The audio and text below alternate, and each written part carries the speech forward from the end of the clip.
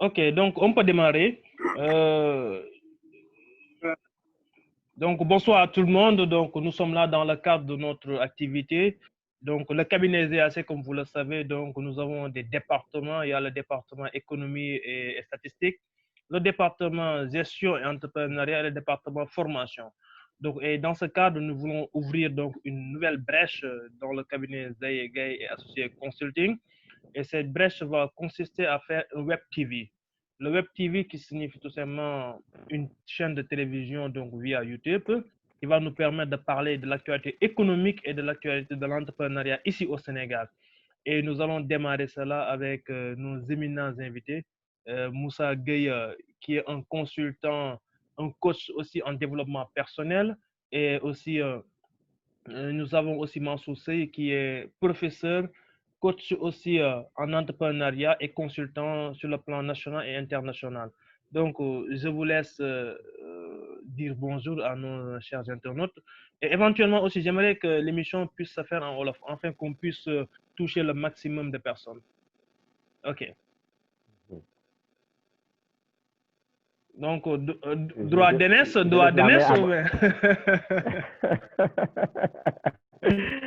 droit d'aînesse amul fii de affaire yi moom sax OK. moom mi ngi doon daal. Bon, je vais me présenter, je me lance. Merci Babacar Gaye pour cette initiative. Le cabinet GAC est un cabinet que je suis depuis le départ, depuis sa création, et qui fait partie de mes fiertés. Je voudrais souligner cela et prier pour que ce cabinet aille le plus loin possible. Et je ne doute pas que les ambitions et les réalisations vont dépasser les attentes. En tout cas, félicitations pour cette initiative. Amen. Félicitations encore pour cette émission qui est extrêmement importante parce qu'en fait, justement, les jeunes ont besoin de ce genre de vecteurs pour avoir des idées, pour créer des émulations,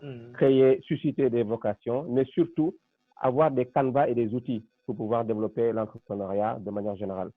Voilà, merci. Donc, moi, c'est Moussa Gueye. Je suis, on va dire, coach et formateur en prise de parole en public, en développement personnel, en communication aussi. J'ai eu un parcours, on va dire, j'ai été financier et j'ai été aussi commercial, cadre. Donc, l'environnement de l'entreprise est quelque chose qui me parle énormément. Voilà, je laisse la parole à mon ami. Merci beaucoup. Ok, merci beaucoup.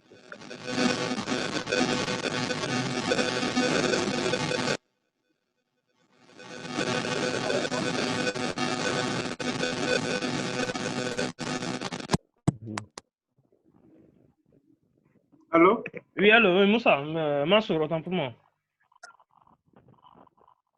Oui. Oui, c'est bon maintenant, tu peux y C'est bon, aller. le son est bon? Ok, c'est bon maintenant, oui. Oui, c'est bon maintenant. D'accord, très bien. Merci beaucoup. Merci Moussa. Merci grand Moussa. Et vraiment, je suis très heureux de partager avec ce plateau avec nos aînés, nos doyens dans le métier de la consultance. Donc, merci, félicitations à mon camarade que j'ai connu à l'ISEC en tant que vraiment qui a beaucoup apporté à nos étudiants, qui a beaucoup accompagné ISEC dans la performance. Merci et félicitations au cabinet GAC. Voilà. Voilà, pour me présenter, je dis seulement Mansour Sey, je suis un passionné de l'entrepreneuriat. Donc, tout ce qui touche à l'entrepreneuriat, l'accompagnement des jeunes entrepreneurs, les jeunes qui sont en phase d'idéation, en phase de démarrage, ceux qui sont en phase de croissance. Donc, j'interviens en donnant des conseils. Donc, voilà, je ne suis pas expert, mais quand même souvent mes conseils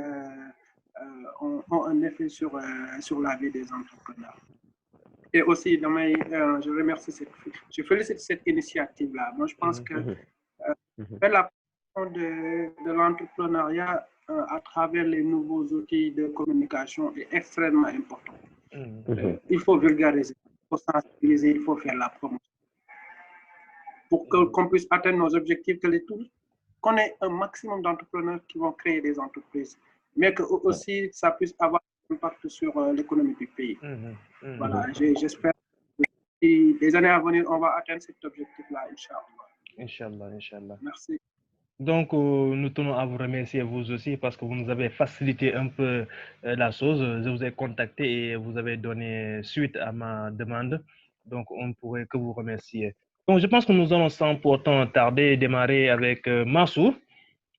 parce que on ne peut pas parler de la communication de l'entrepreneur en tant que tel sans pourtant savoir c'est quoi exactement l'entrepreneuriat. Donc, il faudrait qu'on puisse comprendre c'est quoi l'entrepreneuriat. Donc, Mansour,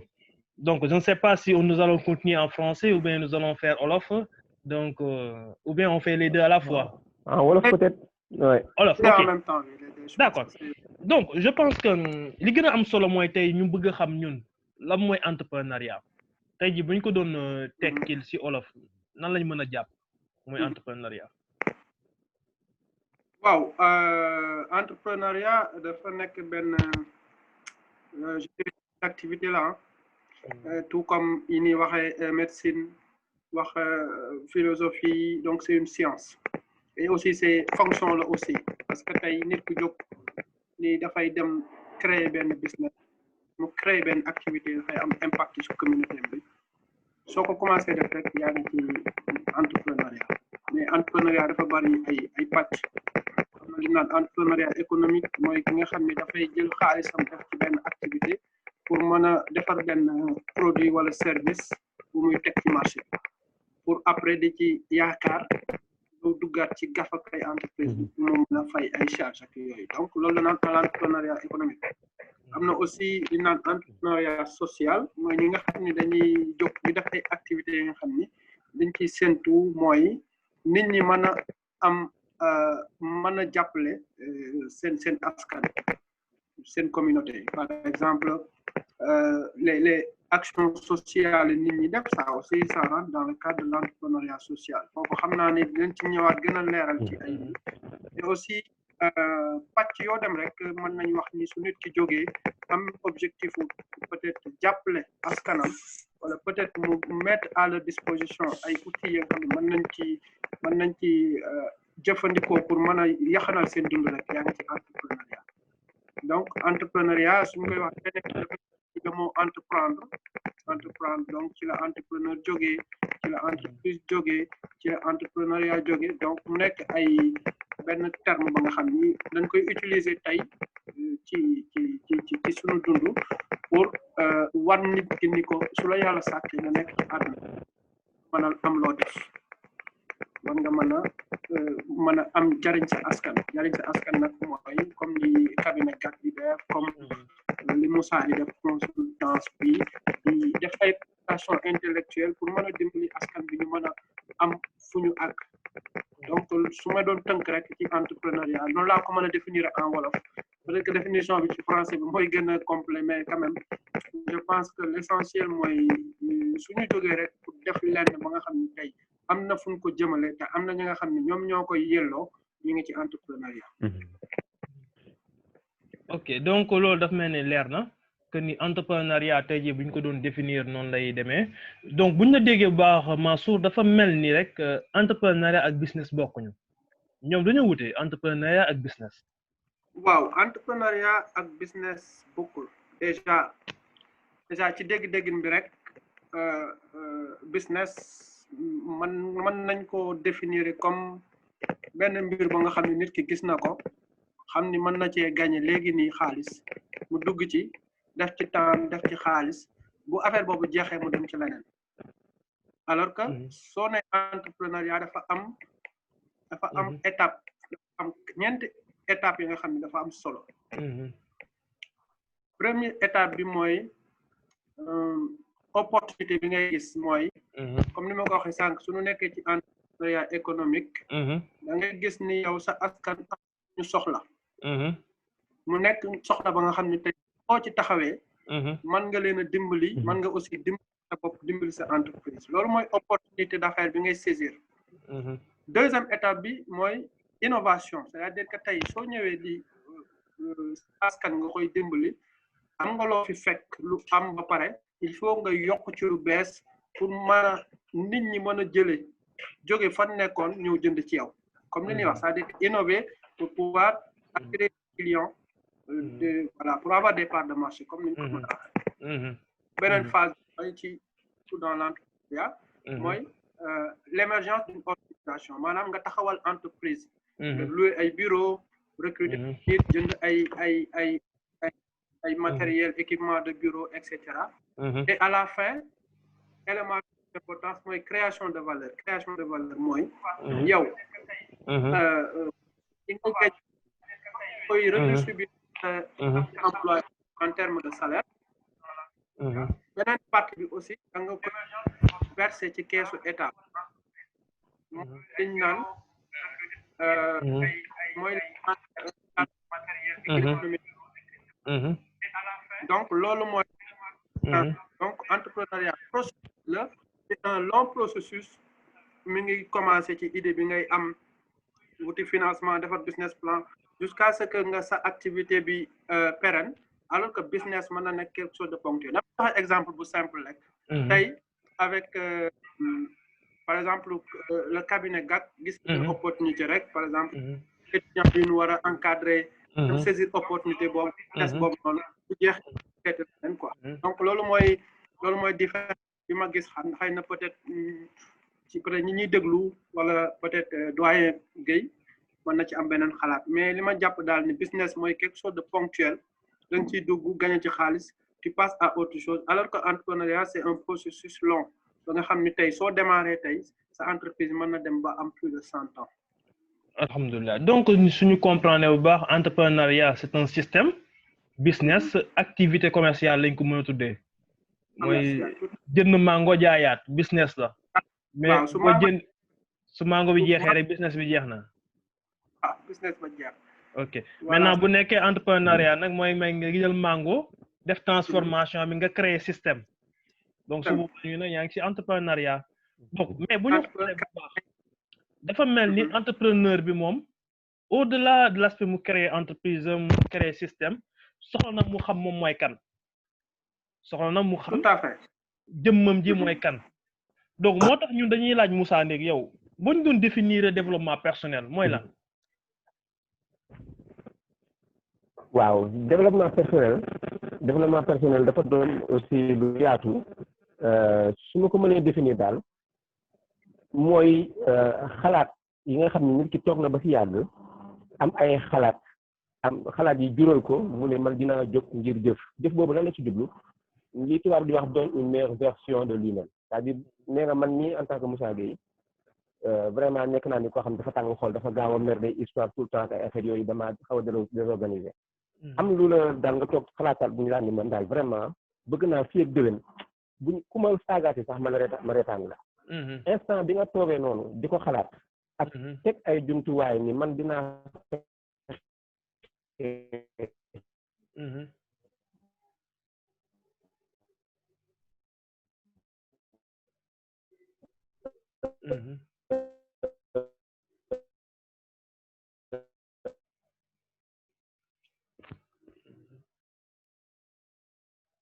Moussa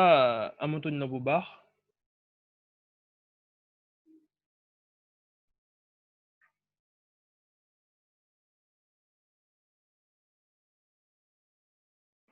waaw Moussa apparemment moom déggatuñ ko quoi. déggatuñ ko donc xanaa le temps que mu defaraat son bi rek ñu delluwaat ci Mansour donc Mansour sànq jox nga ñu définition bi nga xamante ni mooy entrepreneuriat ak business seen différence ñoom ñaar léegi yow aujourd'hui la situation du pays c'est-à-dire entrepreneuriat au Sénégal naka nga ko gisee naka nga ko jàngatee dans son ensemble. Alors aujourd'hui l'entrepreneuriat est très dense au Sénégal. On voit que l'écosystème bouge. Les gens aujourd'hui sont vraiment sensibilisés sur l'importance de l'entrepreneuriat et qu'on va avoir des initiatives par-ci, par-là. Les jeunes s'engagent. Aujourd'hui, il y a des incubateurs qui naissent, il y a des initiatives, il y a des organisations non étatiques qui appuient des initiatives. Cela veut dire qu'aujourd'hui, les graines sont déjà semées. Alors, mais aujourd'hui, on peut se poser la question, est-ce que la démarche est bonne. La question que je me pose en tant que passionné, je dirais pas mais passionné de l'entrepreneuriat, est-ce qu'on a pris la bonne voie? Parce que nous, Africains, Sénégalais particulièrement, on a tendance à bien copier les choses. C'est-à-dire qu'on fait les choses telles qu'on l'a perçu de l'extérieur, alors que nous avons des réalités. Mais aussi, si nous devons apprendre des autres, on doit apprendre ce qui est bon, comme on le dit. Alors, aujourd'hui, moi, je dirais, la démarche aujourd'hui, on peut l'améliorer. C'est-à-dire quoi? La meilleure façon de construire un écosystème entrepreneurial fort, c'est de commencer par la formation. Si on veut avoir des docteurs, il faut former les gens à la faculté de médecine. L'entrepreneuriat, c'est un métier. C'est un métier. On doit former les gens, ouvrir des écoles d'entrepreneuriat, on les forme pendant 2 ans. Ça va permettre à ces entrepreneurs-là de pouvoir aller très vite. Ici, les gens se lancent en entrepreneuriat dans le temps. Certains sont poussés, voilà, on parle de chômage, etc. Il faut aller entreprendre, on injecte des milliards. Et là, après le résultat, on n'a pas ce que l'on veut. On n'a qu'une infime partie de ces entreprises-là qui réussissent. Parce qu'ils sont accompagnés, parce que probablement, ils ont suivi une formation en entrepreneuriat, ils savent aujourd'hui par où passer. Mais la majeure partie des entrepreneurs que je vois aujourd'hui, 2 ans après, ils vont te dire que moi, je cherche un stage, j'en sais quelque chose. Pourquoi? C'est une démarche très dure, très difficile. Donc, il faut préparer au préalable les personnes qui vont s'engager dans l'entrepreneuriat. Et là, je peux un peu titiller Grand Moussa par rapport aux leaders. Ils ont un rôle très important. Les coachs en leadership, le développement personnel. Vous savez, il y a un acteur, il y a un écrivain chinois, là aussi, qui dit « Connais-toi toi-même et tu seras invincible ». C'est exact. Et aussi, un autre proverbe qui dit « Celui qui se conquiert lui-même est fort, et celui qui conquiert les autres est puissant ». C'est-à-dire qu'il faut un travail sur la personne déjà, que la personne puisse identifier quelles sont ses forces, ses faiblesses, pour ensuite aller changer les choses. Si on adopte cette stratégie-là, on va pouvoir, tout l'argent que l'ADER a investi, 30 milliards, l'État pourrait récupérer ça. Mais malheureusement, 80% des entrepreneurs, à la deuxième année d'activité, ils vont fermer. On va se poser la question, pourquoi? Peut-être qu'en tant qu'économiste, en tant que très large, on pourrait nous aider aussi à trouver la solution. Pourquoi les entrepreneurs, à la première année d'effervescence, ça va, ça marche, mais à la deuxième année, il y a un taux de mortalité très important. Évidemment. Donc, aujourd'hui, commençons déjà par la formation. Il faut qu'on adapte aujourd'hui notre système éducatif par rapport à ces nouvelles exigences. Le Rwanda vient de lancer la formation à l'entrepreneuriat au niveau. Au Canada, c'est au primaire que l'on commence à inciter les jeunes à aller entreprendre. Qu'est-ce qu'on voit aujourd'hui? L'entrepreneuriat n'est pas seulement une alternative pour l'emploi des jeunes, mais c'est une source pour l'État de puiser des richesses. Voilà, c'est ça. On doit poser le débat à ce niveau-là. Pas seulement aller entreprendre parce que les gens chôment, c'est une alternative pour l'emploi des jeunes. Tout à fait. Mais on doit le voir sous un autre angle. Qu'est-ce que l'entrepreneuriat peut apporter à nos pays? Nos pays, que ce soit le Sénégal, que ce soit les pays de la sous-région. Si on a énormément d'entrepreneurs qui paient des impôts, on n'aura plus besoin de l'aide des puissances étrangères. Ok. Je pense que ni Mansour li mu wax leer na nañ. Donc il nous a un peu apostrophé une question, peut-être nañ ci ñëwaat un peu inchallah rabbi ci lam moo waral beaucoup d'entreprises di judd di deewaat ci saa si. Peut-être c'est dû puis à un compte unique, peut-être nañ ci ñëwaat la mooy compte unique bi la moo gën a waral, mais ñu xam tamit lépp am na incident bu ci gën a am mooy dañuy ibbi entreprise xamuñu naka la ñuy communiquer ci entreprise bi.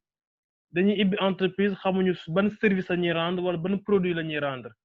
Donc moo tax ñu mën a am benn coach en développement personnel dina ci am solo trop donc Moussa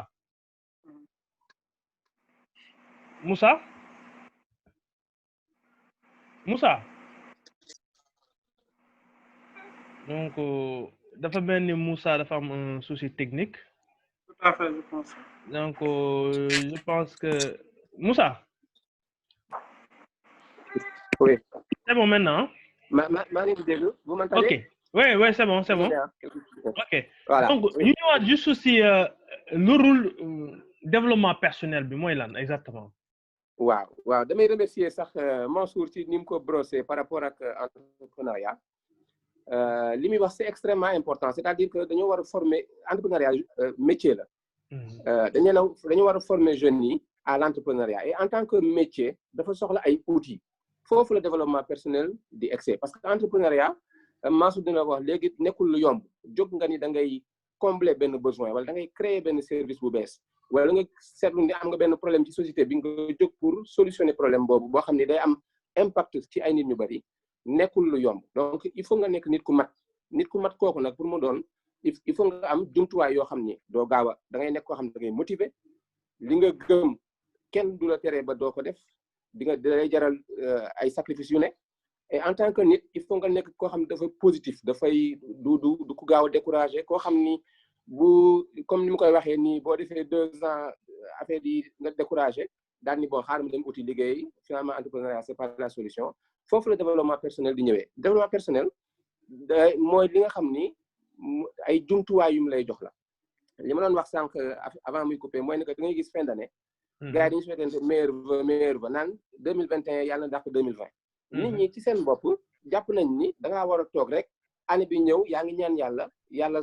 transformé année bi dàq bi nga jóge alors que xamuñu ne yow boo bëggee 2021 dàqal le 2020 fekk yow yaa ngi soo commencé entreprendre 2020 soo bëggee 2021 nga am de meilleurs résultats il faut que yow nga nekk un meilleur Moussa 2021 waaw donc du année bi moo war a dàq yow yaa war a nekk une meilleure personne déwén pour que lii ngay def nii ci tële déwén nga mën ko trouver ay solutions et c'est là que le leadership ak développement personnel nekk ay outils yu am solo waaw développement personnel moo lay jàngal ni la écoute sa mission de vie lan la sa mission de vie lan la c'est-à-dire que boo toogee di xalaat am na benn waay bu koy wax benn tubaab nee na boo nit ñi bu ñu xamoon ni toog chaque jour benn 5 minutes di xalaat ci sa àdduna rek nga di ko def chaque jour 1 mois sa àdduna day changer ci saa si mais nit ñi dañuy subir àdduna dañuy yëfi ni muy ñëwee lañ koy gérer mais jàpp nañu ñoom war nañoo jóg ngir xeex ngir changer seen àdduna changer àdduna ñi leen wër donc toog bi ngay toog di xalaat moo lay jaral mooy créer motivation boobu loolu di nduxi sa xol bi ngay jóg ni man nan laay fexe ba fi ne nii Rufisque gii ma dëkk chômage bi nii mu demee nii nan laay fexe ba fii ak déwén ma fexe téeméeri jeune di ci liggéey même bu dee benn fukki junne ñu di ko am donc loolu pour nga def ko il faut nga nekk nit ku mat kooku nag dafa laaj ay étapes ci développement personnel il faut nga jàng communication foog nga xam nooy waxee ak ay nit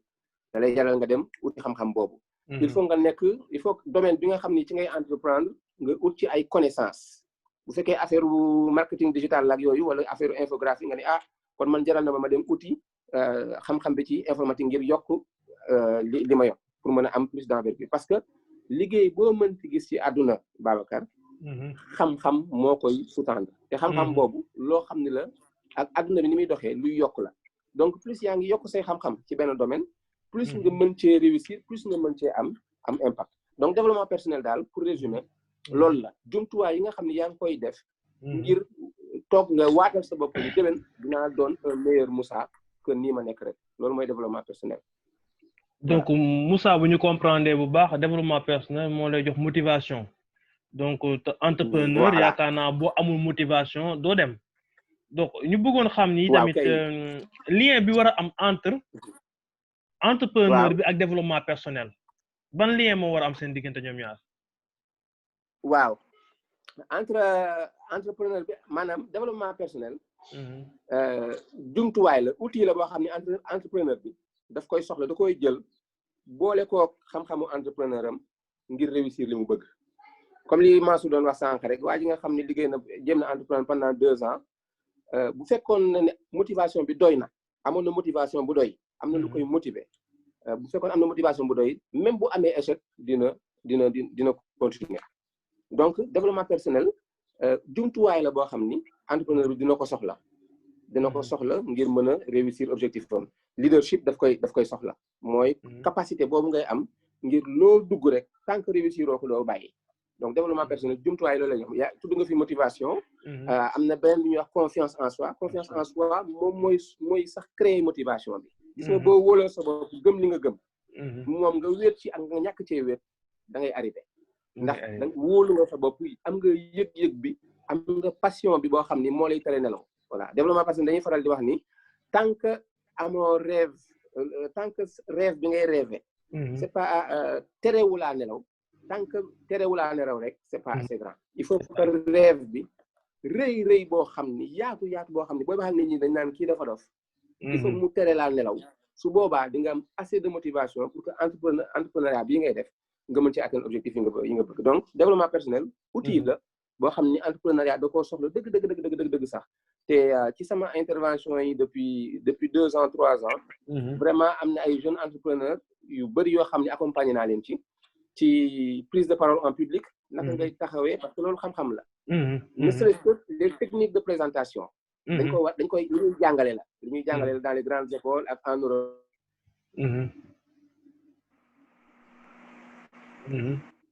ni ko Mansour di waxee dañ teel a jàngal présenter sa bopp waaw am na technique boo war a ay jumtuwaay la yoo xam ne mi ngi ci développement personnel te entrepreneur bi soxla ko lool waaw xam naa ni Moussa après balaa lii émission bi di jeex dañ ñu ñamal tuuti si les techniques de la présentation donc prise de parole en public parce que ay année ngi nii yaa ngi ciy yëngatu waaw ñu bëri xam nañ la si milieu bi xam naa du ñàkk rek ci kanam nga ñamal ñu si tuuti rek ci les mécanismes ou bien les outils ñu war a am ci wuñ defee présentation donc prise de parole en public donc Mansour bu ñu xoolee bu baax dafa mel ni li Moussa wax que ni entrepreneur bi dafa war a am développement formation en développement personnel wax ni aussi développement personnel dafa lié ak métier entrepreneuriat kon dafa mel ni entrepreneuriat lu tax ñu bëri di échec loolu dugaluñ ko seen biir donc mu bëggoon xam yow naka nga jàngatee nag lañ nit mën a def ba réussir business am. D'accord, très bonne question man damay rejoindre rek grand Moussa li mu wax. xam nga la nga xam ne tey santuñu ko xam nga màggal ak gàmm kenn duñu ko jàngal li ma wax Sénégal. ak jaamu yàlla ci yenn côté yi mais lu ñu gis ñeneen ñu koy def dañu war a gëstu nan lañ koy defee suñ ci bëggee am résultat man loolu mooy sama conviction. parce que on peut pas recréer la roue. Tout existe déjà et quand on doit refaire des modèles on doit l'adapter xam nga il faut que déjà premièrement il faut que ñu définir le parcours de l'entrepreneur dafa am yoon comme tey un médecin dafa war a dem am bac S dem université def fa 13 ans noonu ñu war a définir le parcours de mooy lan dafa am 4 étapes importantes bu nga xam ne tey entrepreneur mënu ci génn sànq grand Moussa mi ngi koy wax mooy la phase de rêve c'est-à-dire que mooy phase bi nga xam ne tey nit ki mi ngi bëgg a changer àddunaam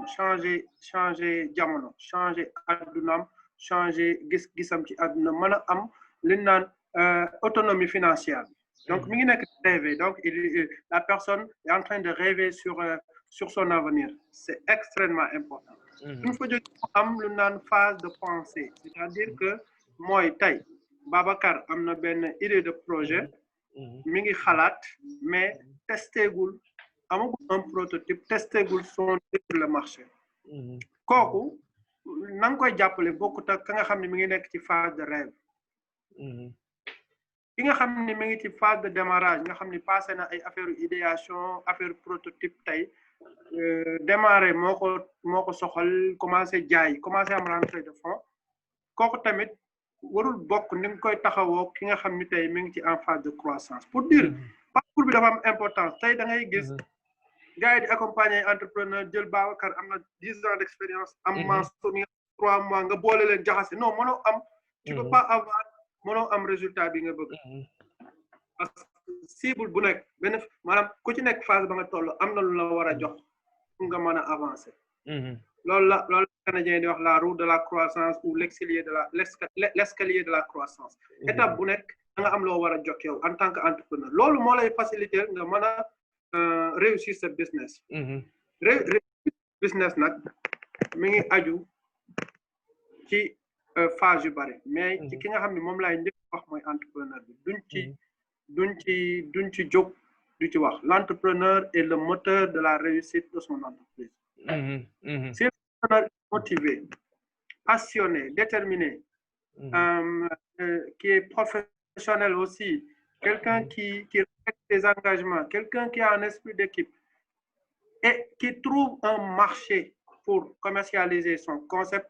moi je vois en aucune manière comment entrepreneur peut vraiment nous réussir c'est très très important il faut que mu am ay qualité mais aussi il faut que mu motiver il faut mu am passion ci li muy def parce que sànq doyen mi ngi koy wax soo démarrer entreprise soo nekkee entrepreneur door a démarrer tu as ce qu'on appelle un job de bras c'est-à-dire que lépp yaa koy def yaay nekk comptable bi yaay nekk marketeur bi yaay nekk logiciel yaa koy def parce que tu n'as pas encore les moyens de pouvoir te payer peut-être un personnel pour t'aider là il faut nga nekk benn nit ka nga xam ku xarañ lay doon je dis souvent l'entrepreneur c'est un génie je le dis souvent l'entrepreneur est le génie qui a la capacité de coordonner les autres génies autour de lui mooy ses collaborateurs c'est important entrepreneur non soo nekkee entrepreneur tu es un homme exceptionnel man dama leen di gën a ñaax xam naa li ci nekk ci entrepreneuriat parce que ces 2 dernières années dama nekk ci structure boo xam dañuy accompagner entrepreneur mais j'étais en contact direct avec eux et je sais de quoi ils sont capables xam naa li ñuy dund non mais xoolal fin du mois su jotee gars yi amaguñu rentrée de fonds duñu nekk donc ñi ngi salaire yi ñu war a fay donc les entrepreneurs am Pastef lañu am nit ñu xarañ lañu tu vois yaa ngi may daal xam wax quoi fin du mois bu gars yi war a jot non mais c'est extraordinaire mais quand même ils sont tout le temps motivés en fait doo ko gis seen kanam mais sooy dégg sooy waxtaan ak ñoom tant que voilà ils ont des soucis mais ils sont tout le temps xam nga motivés ils sont tout le temps déterminés c'est ça foofu laay daanale mooy tout repose sur l'entrepreneur man gëwuma ay affaire u bàyyi ay financement ñi non tout repose sur l'entrepreneur si l'entrepreneur est motivé passionné et l'environnement aussi quoi qu'on puisse dire que l'État met en place des qui vont faciliter un environnement adéquat là voilà on aura des résultats comme les autres et pourquoi mënuñu am résultat c'est parce qu'on a mis la charrue avant les bœufs mënoo wax nit ki dama prendre waxoo ko lan mooy entrepreneuriat fii nga war a jaar booy créer entreprise lii mënoo am résultat mais quand même je reviens et j'insiste lépp mi ngi dépendre tey si on prend l'exemple de Gakma Solution au début c'est toi et les autres mais tu as bataillé pour en arriver là donc tout repose la réussite du cabinet repose sur toi et tes collaborateurs évidemment tout repose sur l'entrepreneur donc si je comprends bien fi nga daanale foofu lay koy yëkkati waate mooy ci wàllu financement bi parce que damay gis entrepreneur yu bëri ne aw ma financement moo tax ma échec aw ma financement moo tax ma dem ma daanu ma bëggoon xam ban lien moo am entre l'entrepreneuriat ak le modèle de financement ak aussi le rôle des banques yi ban rôle lañ ciy jouer ñoom ci entrepreneuriat ici au Sénégal. Alors ça c'est la question qui revient tout le temps mais financement soo mu amul financement du ma dem su ma mais il faut démarrer quelque chose il faut ce qu'on appelle le lean startup c'est-à-dire que nit ki tey banque bi mënula dem financer man tey Babacar su ma ñëwoon ne la kat j'ai un produit bu ma bëgg a defar bu ma bëgg a jaay danga may laaj sa produit lan la danga may laaj ba xam est-ce que am nga un prototype est-ce que testé nga ko est-ce que am nga ay clients mais aujourd'hui les gens mettent en avant le problème de financement alors que ce qui doit venir avant c'est déjà avoir le marché si tu as un marché tu as un garantie là aujourd'hui si tu as des bons de commande ou si tu as des promesses d'achat signées par un client qui te dit je vais acheter tant, mais nit ki du dem wuti marché ba pare dem wuti financement. Soo amee marché, aucune banque ne va te laisser partir parce que le fait de domicilier toutes tes recettes dans une banque, kooku banque bi day va sauter sur l'occasion. Loolu lépp day indi formation, c'est-à-dire que si on forme les gens, quelles sont les sources de financement, comment accéder, quelles sont les étapes à franchir pour lever des fonds, non kon ñu bari am nañu financement. Aujourd'hui il y a énormément de fonds de financement yi nga xam ne tey nit ki su defee li mu war a def jaar fa mu war a jaar pour mu mën a am financement boobu noonu c'est pas aussi difficile. Mais le rôle des banques aussi, yow économie nga, c'est que la banque fait tout pour minimiser les risques. Risque zéro. Alors que l'entrepreneur, c'est quelqu'un qui prend des risques. Donc, so mi ngi mel ni nga jël safara ak suuf. Donc, ñaari déggin boobu, ñaari stratégie yooyu ànduñu. Mais quand même, la banque aussi, c'est que su jàppalee Babacar bi, non, Babacar va lui rapporter de l'argent. C'est là où revient la pertinence, la viabilité, mais aussi la rentabilité, la pérennité du projet. Mais dama am bëgg financement ni amoo projet bu baax, tu n'as pas un bon business plan, tu n'as pas un modèle un modèle économique viable. Yow tu n'as apparemment rien qu'une seule idée et un bout de papier boo xam ne boo defu nag da nga copier coller benn business plan. Mais mon Dieu, parce que la banque il prend l'argent de Moussa, l'argent de Gaye Massar, mon ami qui m'écoute là, et mu jox la ko donc Moussa di ko jox fu mu ci lu leeru. Banque amul banque day jël xaalisu gars yi yi nekk ci compte yi soxlaagun ko mu jël ko lebal la ko am lu mu coppati ci yow loolu lay dundee. Il faut que les gens comprennent que les banques ne sont pas des messies. Ils vont essayer de minimiser le risque à zéro. Il y a un entrepreneur, c'est quelqu'un qui prend des risques, mais comment il faut calculer les risques. Donc, le problème de la financement. Je parlais récemment à une amie qui est à Montréal. Il me dit, Mansour, c'est la même chose que nous avons. Accès au financement, même aux États-Unis, au Canada, dans les grands pays, ça pose problème. Mais il faut qu'on trouve des mécanismes aujourd'hui. Le mécanisme comme la DER, c'est un excellent outil. Le mécanisme comme le fonds GIP, c'est des outils. Mais est-ce que réellement les principaux bénéficiaires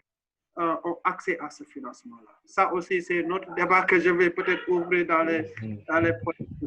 jours. Mais aujourd'hui, nous devons accompagner les entrepreneurs, mais aussi en leur faisant savoir que pour démarrer, il faut avoir un marché. Non, mais aussi que nous, dans notre famille, les gens qui peuvent nous aider. Il faut démarrer avec les moyens qu'on a et grandir avec la banque. Moi, c'est la gueule. La banque, ça commence à être des résultats.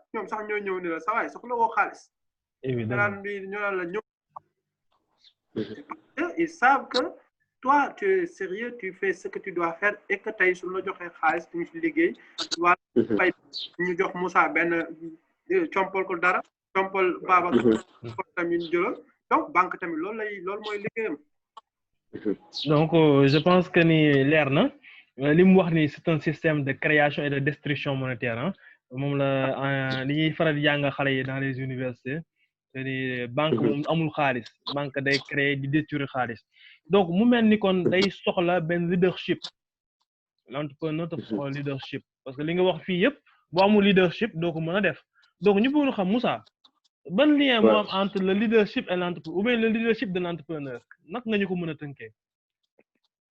waaw yaa ngi wax lu am solo le leadership de l'entrepreneur en fait leadership déjà terme la boo xam ne ñu ngi koy dégg boobaat léegi boo ko ñu ngi koy définir comme jiite kii jiite maanaam leadership mooy la capacité de l'individu à pouvoir mettre en place des objectifs et se donner les moyens de les atteindre c'est une capacité c'est-à-dire leadership lu nekk ci nit ki la loo xam ni mën na yomb comme mën na jafe mi ngi dépendre ci nit ñi ñu teg ay objectifs wax ni man lii laa bëgg a def jël pour ay jumtuwaay ñafe ba atteindre objectif boobu ba am résultat bi nga xam ne moom la ñu bëgg loolu la ñuy wax leadership comme entrepreneur moom toujours il réfléchit objectif entrepreneur boo gis boo ko nee fii ak 10 ans lan nga bëgg a doon dina ne fii ak 10 ans bëgg naa egg tel niveau fii ak 1 an bëgg naa def nii ak nii lay démarrer donc kooku dafay planifier teg na ay jumtuwaay am na objectif bu mu bëgg a atteindre donc leadership nag mooy tax mu réussir c'est-à-dire que am na benn un grand kenn kuy jàngale leadership à travers le monde ki ñuy wax John Maxwell mu génn benn livre bu ñuy wax les 21 lois fondamentales irrévocables du leadership ci 21 lois yooyu c'est-à-dire benn étude la boo xam ni depuis des siècles depuis nit nekk ci kaw suuf leader yi nga xam ni mës nañ leen seetlu ñoom ñëpp dañu bokk ay façons yu ñuy doxalee am na ci benn loi bu ñuy wax la loi du couvercle la loi du couvercle day wax ni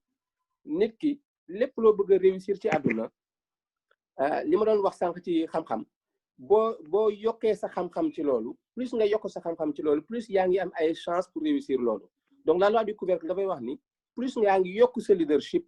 plus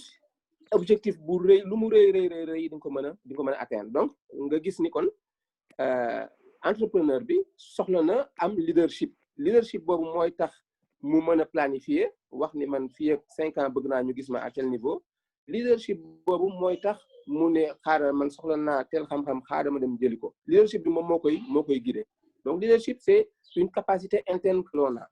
léegi nag am na luñ ci war a seetlu mooy ni ko ñu bëri jàpp nañ ne leadership da nga koy judduwaale wala nga bañ ko judduwaale ñii ñoo ko am ñee daal ñooy leader yi man moom mënumaa nekk leader non leadership science la loo xam ni la da nga koy jël mën koo développer kenn ku ci nekk bu jógee ngir bëgg a nekk leader bu ñafee jàng xam-xam góorgóorlu topp luwaay yooyu ñu lay wax dem ñu former la mën nga nekk un meilleur leader même si tu n'es pas le meilleur leader du monde mais au moins li nga bëgg am ci leadership di nga ko am voilà donc leadership boobu entrepreneur bi daf ko soxla comme li ma lay wax par exemple il y a la loi de la navigation du leadership loi de la navigation moo lay wax ni la xam fi nga jëm kese doyul il faut nga xam fan ngay jaar pour egg fi nga jëm donc loolu ay technique la yoo xam ne leadership moo la koy jox la loi de la navigation technique de planification yoo xam ne mooy tax yow besoin bi nga bëgg combler ci société bi nga mën a am les outils pour planifier ko ba atteindre ko waaw donc leadership daal moom c'est incontournable ci entrepreneurship voilà leadership moom entrepreneur dëgg leader dëgg lay doon parce que au départ dafay wéet day am lu muy gis loo xam ni comme li ma doon wax sànq bu waxee dañ naan kii dafa dof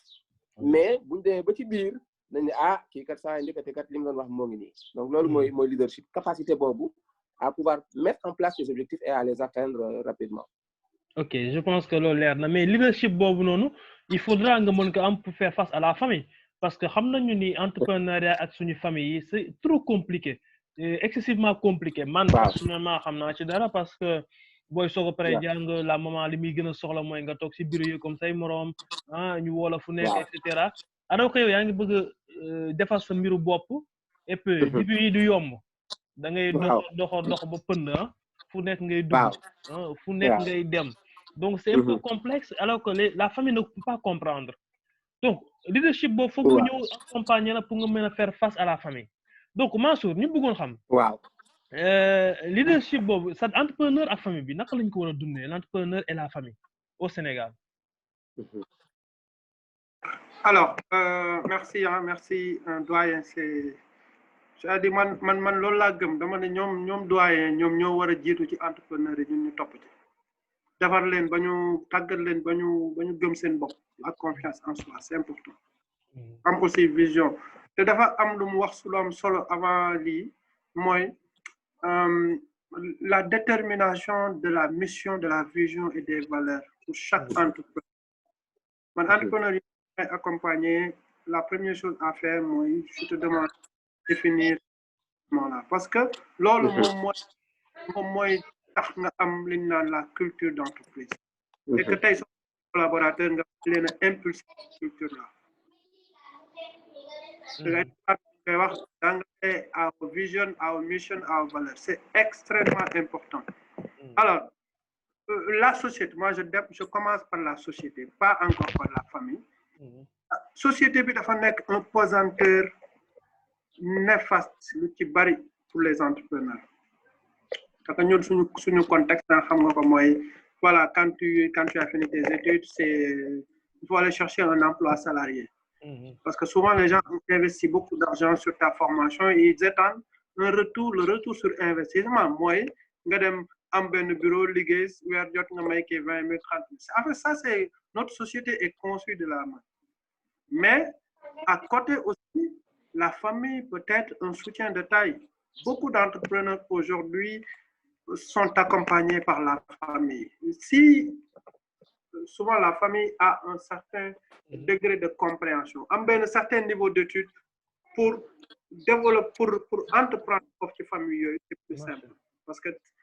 tu as les arguments pour convaincre les gens sur la pertinence de ton projet. Et souvent, dans ma caille, aller chercher les collaborateurs. Les premiers collaborateurs sont la famille. Sur la famille, tu peux, parce que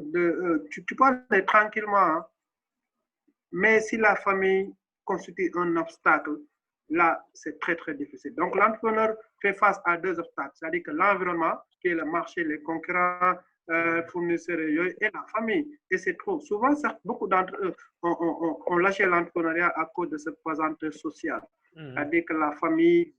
souvent les gens ne comprennent pas. Si tu as une épouse qui ne comprend pas, qui pense que chaque mois doit y avoir des rentrées de fonds, alors que ce n'est pas évident. Et tout au début, comme tu l'as dit, tu peux te faire 3 ans sans avoir de salaire. Et ironie du sort, souvent, même toi en tant qu'entrepreneur, tes employés perçoivent plus que toi. Évidemment.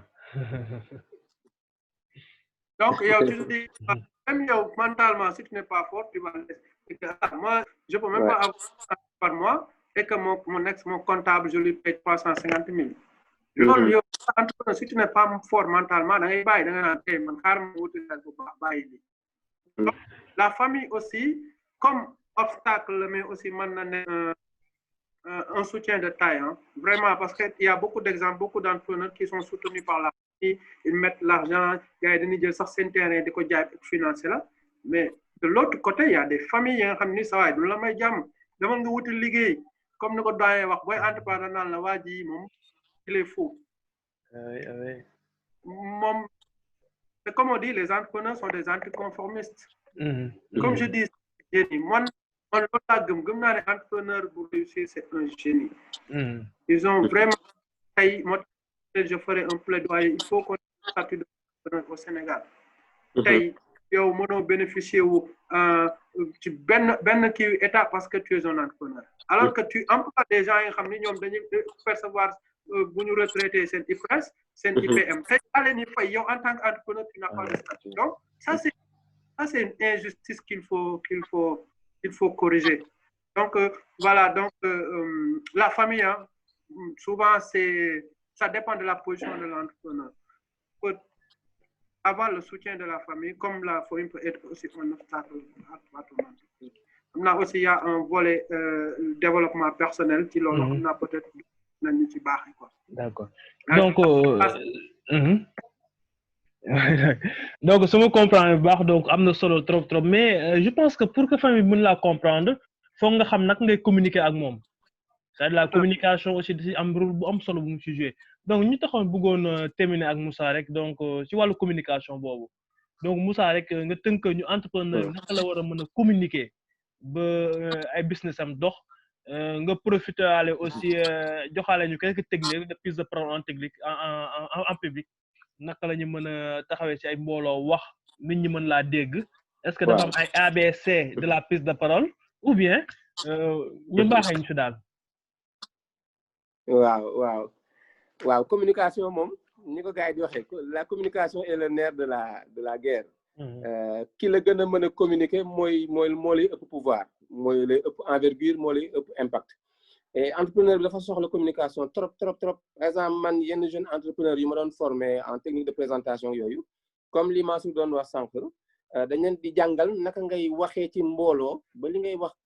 ni nga ko gëmee ñoom ñu fexe au moins ñu gëmee ko noonu. su ko defee bu dee ay financier la dinañ gis ni sa ni ngay waxee ak engagement bi di nga leen convaincre ba ñu mën laa financer kon communication moom mooy tax nga mën a am yenn ressources yi communication bi nag communication moom mooy fexe xam ni ngay waxee xam fi ngay waxee ak xam li ngay wax waaw communication du ñëw rek wax nii mais dafa am benn objectif derrière lan nga bëgg a wax kan nga ko bëgg a wax waaye surtout lan nga bëgg ban action nga bëgg nit ñi entreprendre ko boo waxee ba noppi donc loolu mooy objectif de communication et donc même par rapport à la famille comme ni ko Mansour waxee am na famille yoo xam dañ lay jàppale am na ñoo xam ne duñ la kii mais communication bi mooy il faut que yow mi dëkk ak ñoom ngay waxtaan ak ñoom c'est-à-dire gëmloo leen li nga gëm benn exemple bu ndaw rek mooy ni que man sama yaay par exemple bi mu gisee sama activité yi depuis presque 5 ans yoo xam ni samedi ak dimanche du ma yendu kër ga ak yooyu dañuy toog naa yow de moom taloo njaboot sa jabar taloo dara yaa ngi nii rek bu ñu waxee nga naan seen yooyu rek communication xam nga bu ñu gisee détermination bi nekk ci yow benn journée ma toog ak moom ni ko gis nga kii li muy wax ni Barack Obama yaay mii nga gis muy wax tëbul rek mel nii waaw ni ko wax bii muy wax baaraam bu ko yëkkatee sax dañ ko xam na ni fii mu toll ci li muy wax daa war a yëkkati baaraamam waaw par exemple ça me pousse à aller direct ci yenn technique yu ndaw ndawaan yi quand tu parles et que tu croises les doigts booy wax def nii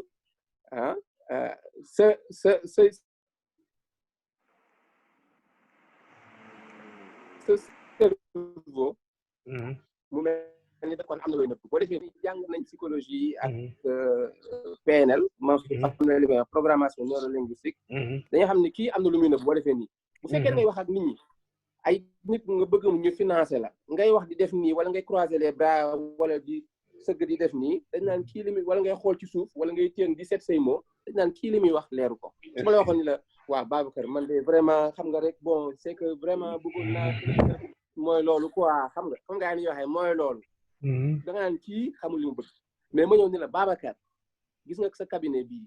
benn affaire la soxla mooy un coursier bu dëgër bu la gëm boo xam ni courrier boo am boo ko soxlaa balaa midi mu dem indil la ko ñëw kooku ngay wët man mii la gis nga am na lu ma koy waxee xool la ciy bët joxoñ la dama lay marqué même boo ma jëlu ci saa si bis boo toogee ba soxla coursier di nga ni yii xaaral ma jëli Moussa donc communication nga gis ni lu am solo la te communication yu ci bëri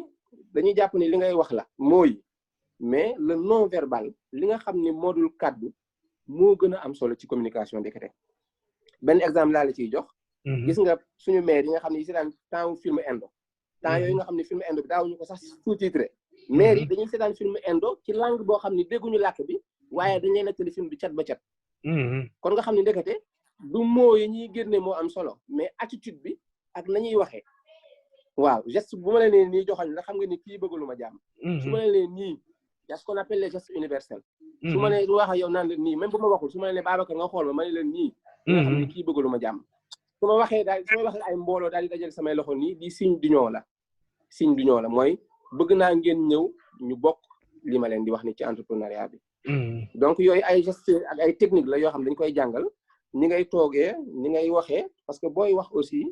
da ngay noyyi donc il faut nga toog bu fekkee da ngaa toog nii sëgg nii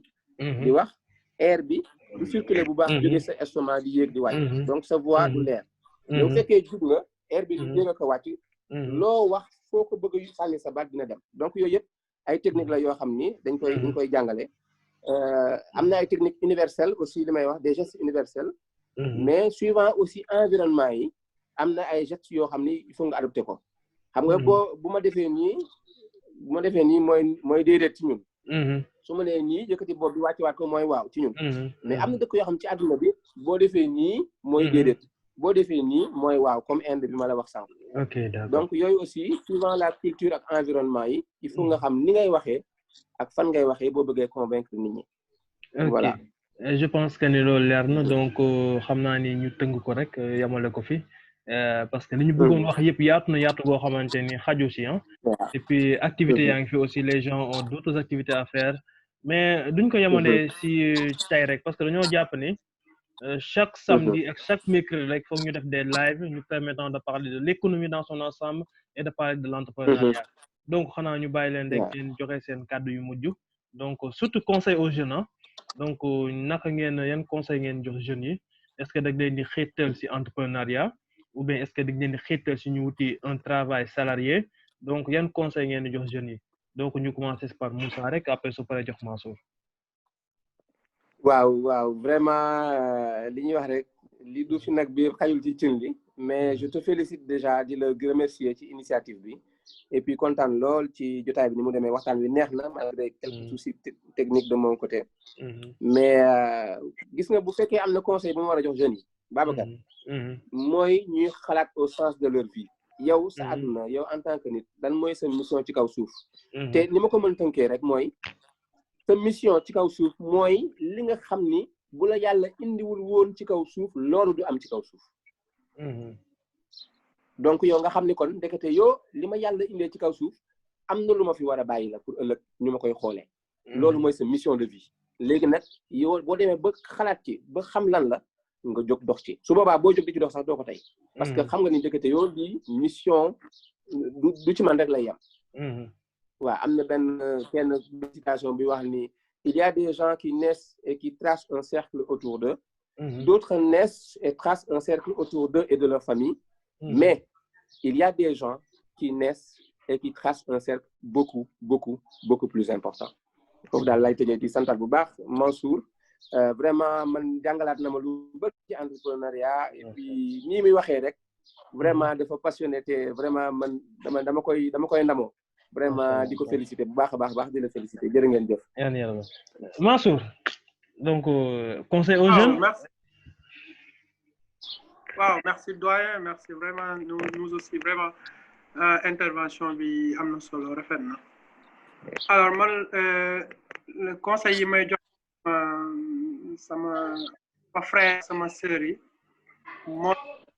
jàpp entrepreneuriat comme effet de mode. Entrepreneuriat comme effet de mode te ñëpp ñu ngi def rek man xaaral ma def il faut que qu'on soit sûr il faut que ñu bëgg entrepreneuriat déjà am ay ambition am ay mission am vision fan lañ bëgg a dem d'ici 2 ou 3 ans su leeree suñu bopp ñun quelles que soient les difficultés yi ngay rencontrer ci sa projet entrepreneurial bi nga dem jusqu'au bout ça c'est 1 2 il faut aussi se préparer la préparation mooy dem gis ñoom doyen Moussa gis ñoom Babacar ñu wax leen lan mooy entrepreneuriat pour nga mën a préparer wu mentalement mais aussi techniquement comme ni ma koy waxee c'est un métier tey soo dem en Inde y a appelle l'IDEA mooy Institut pour le développement de l'esprit d'entreprise c'est financé par le public et qui crée et qui forme les plus grands entrepreneurs soo demee au Canada il y a ce qu'on appelle l'école des entrepreneurs du Québec financée par la ville de Montréal nga dem France on forme des entrepreneurs suñu génnee ñu performant et dernière chose aussi la gestion xam nga gars yi tamit nag Sénégal soo commencé benn affaire ñaanal la yàlla main de Dieu 2 ans commencé générer ay revenus nga commencé sa waay dem jënd oto commencé xam nga dem vacances xam nga ak jabar tu prends les cash nga xam ne trésorerie bi wala nga du ko maye xam nga ku ñëw ma may la 50 000 di battre affaire yooyu 2 ans après da ngay fay mais aussi un luy wane ni tey entrepreneurs yi nga xam ne ils sont accompagnés loolu j'interpelle tous les jeunes même soo leen amul xaalis bu bari ñoo leen gis grand temps ni ko kat même 1 heure de temps mën naa laa jox 5 000 francs nga baaxee ma rek tuuti ci affaire leadership il faut que les gens aussi investissent sur eux-mêmes mooy un consultant nga mu jàppale la soo amee problème nga ñëw mu jàppale et une étude a révélé que 4% des entrepreneurs qui réussissent sont accompagnés au début de leur entreprise 80% qui réussissent ont des conseillers c'est-à-dire que gars yi nekk dans l'ombre qui les conseillent qui les accompagnent comme ni ko doyen tànk par rapport à qui a un conseiller en communication quand il doit lever la quand il doit croiser les etc. Donc gars yi il faut que ñuy dem di jàppale di gis ñi nga xam ne ñoom loolu mais aussi tamit dernière boobu moom dama koy lancer les pseudo Sénégal effet de mode la entre ñu le koo gis ne coach en entrepreneuriat coach en leadership non nañu bàyyi yi nga xam ne loolu mooy seen métier non je t'assure man programme yu bari programme ANPEJ mais je vois des gens yoo xam ne wallaay lancé ku ñu accompagner da ngay réer doo àgg fa nga jëm parce que effet de mode léegi koy Babacar. waaw oui c'est vrai de. benn expert ñu may déglu léegi Amadou Niang ce sont ces gens là nga xam ne dañu bëgg développement personnel leadership nekk di ci investir des millions dans leur formation te gars yi xamuñu ko. ils investissent beaucoup d'argent dans leur formation renforcement de capacité mais ku jóge amba booy bu jóge fa la bëgg a nekk mbër comme ni ñu koy waxee ñii waykat léegi nag suñu métier bi ñi nga xam ne tey passion la ci ñun accompagner les gens mi ngi commencé yàqu léegi ku jóg nekk coach consultant en développement personnel ku jóg nekk coach consultant en entrepreneuriat alors que vraiment ils n'ont pas le background nécessaire wala ngay mën a jàppale entrepreneur yow ñun dañu créer cabinet de xam lan mooy galérer un an yi nga xam ne doo fekk un sou tu peux expliquer à un jeune que il y a des problèmes qui t'attendent mais yow mosoo entrepreneur tu n'as jamais fait l'entrepreneuriat nga dem copier ay cours ñëw di dérouler et tu te prends pour un expert pour un coach loolu moom dama ne woon gars yi nañ ci wax quoi parce que tamit au Sénégal dañuy raayante quoi ku ci nekk daal la mën nga ca def parce que résultat mooy ñi ngay jàppale mu am impact sinon soo mënul li ngay def da ngay yóbbu nit ki droit vers le mur di remercier Babacar di remercier aussi le doyen vraiment c'est une très bonne initiative comme je dis sensibiliser faire la promotion et vulgariser loolu rek moom mooy tax ñu mën a atteindre beaucoup de cœurs pour ñu mën a nit ñi mën a dem entreprendre quoi merci beaucoup donc man maa di remercier merci Mansour man moo awma seen fay parce que li ma doon wax Moussa avant-hier que ni ku toll ni yow nga war kaa mën a déplacer sans pourtant mu ne la awma jot quelque chose du genre yombul Mansour aussi la même chose je vais juste envoyer un message messenger juste un message messenger il m'a dit ok ça marche donc des hommes yi machallah ay valeurs lañu des personnes de valeur donc accepter pour tout premier numéro ñu ñëw pour joxe seen participation donc lu rëy la si ñun donc pour aujourd'hui peut-être man maa ko présenter mais les jours à venir il y aura d'autres présentateurs qui seront là comme ñun esprit entrepreneurial lañ nekk ñu nekk si yeneen dimension rek bu ñu créé benn affaire amuñu ko dénk ñooñu doxal ñu nekk si yeneen mbir donc xam naa di remercier encore une fois de plus aussi notre sponsor officiel du Café Touba Soxna May et je pense que Moussa xam naa le promoteur du Café Touba Soxna May du ñàkk ni après dina contacter du ñàkk ni dinañ contacter après pour jox leen seen yóbbalu oui donc machallah ñooñu ñëpp Babacar waaw avant ñuy kii rek en fait il y a énormément de gens qui suivent vraiment remercier toutes les personnes et que tey parmi ces gens-là je vois coach Amadou Niang qui est un expert et je vois que gis naa ne tey war na mën a dimbali gars yi am naa benn samedi moom da nga ko invité il y a un entrepreneur aussi Gaye Massar Diop aussi des gens qui sont donc des gens yoo xam ne tey war nañu mën a apporter ne serait-ce seen expertise seen expérience par rapport à cette noble mission qui est de faire la sensibilisation de l'entrepreneuriat et de l'esprit d'entreprise. Inch'Allah, je ferai en sorte de prendre seen ay coordonnées comme ça ils seront les invités donc de nos prochains numéros parce que pour moi c'est ça il faut parce que quand on goûte à une très bonne chose il faut faire goûter la chose aux gens donc je pense qu'aujourd'hui même les salariés quittent le milieu pour venir faire de l'entrepreneuriat donc c'est une réalité qui est là le salaire appauvrit la personne c'est une théorie économique qui est vérifiée aussi que le salaire fait partie des facteurs de la pauvreté quoi qu'on peut dire le salaire limite la personne donc aujourd'hui il est temps que les gens puissent aller vers l'entrepreneuriat mais c'est important ce que Mansour a dit Mansour a souligné le fait d'avoir des véritables coachs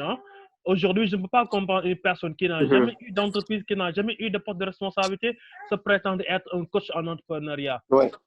donc je pense que ça suffit il faut dire ça suffit largement un jour j'ai reçu un gars qui m'a donné son CV au bureau et j'ai vu donc attestation de consultant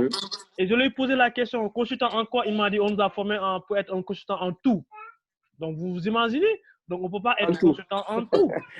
donc parce que moi je ne suis pas consultant en développement personnel n'est-ce pas donc Mansour il est consultant donc en entrepreneur et dans d'autres domaines Donc, je pense qu'aujourd'hui, il faut plus de sérieux. Quand même, l'entrepreneuriat, c'est pas un exercice social. Quoi qu'on puisse dire, si vous cherchez l'argent dès les premières années en entrepreneuriat, c'est impossible. Donc, je pense qu'il faudrait qu'on puisse fédérer encore nos forces et essayer de voir le mieux de nous. Parce qu'aujourd'hui, le Sénégal donc, a tellement de chômeurs que seul l'entrepreneuriat peut sauver le Sénégal du chômage. Donc, nous ngi sant ñëpp di gërëm ñëpp.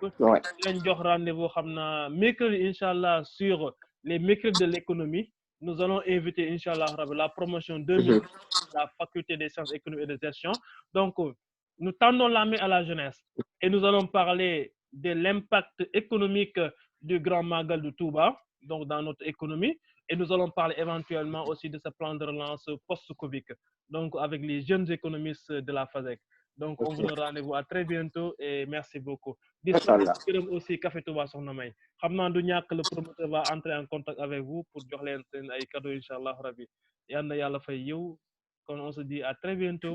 Inshallah rabbi. Café Touba Soxna May aussi machallah, c'est un entrepreneur engagé. Machallah. Et dañuy ñaanal vraiment café de qualité la di ko ñaanal daal mu wër àdduna. Amin inshallah. Oui, Massour. Machallah. Merci beaucoup, hein, Babacar. Merci. Et... Merci beaucoup. Oui. On est ensemble. Donc, merci beaucoup, doyen. Allez, merci beaucoup. À la prochaine. Merci. Ok. Merci.